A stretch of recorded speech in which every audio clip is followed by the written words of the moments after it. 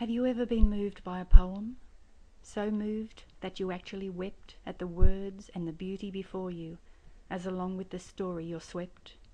I read such a poem this morning, and it touched me as never before, a feeling of deep utter sadness, and I cried as I kept reading more.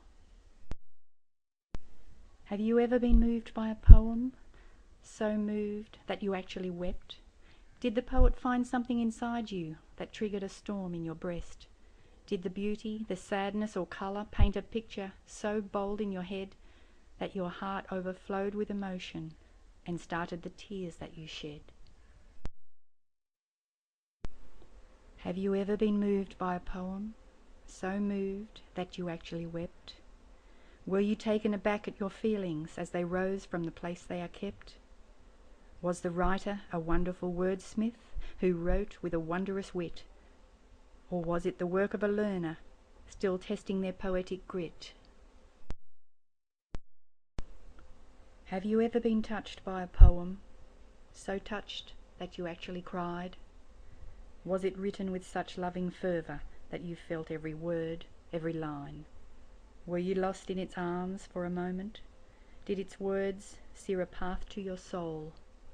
Did it leave you uplifted but weary as the journey of verse took its toll? Have you ever been touched by a poem, so touched that you actually cried, and you couldn't believe your reaction to the words, the metre or rhyme? I read such a poem this morning by a master of bush poetry, a tale of great sadness and beauty by a Scot, name of Will Ogilvie. Have you ever been touched by a poem, so touched that you actually cried? Did it leave you with unworthy feelings or a passionate home country pride?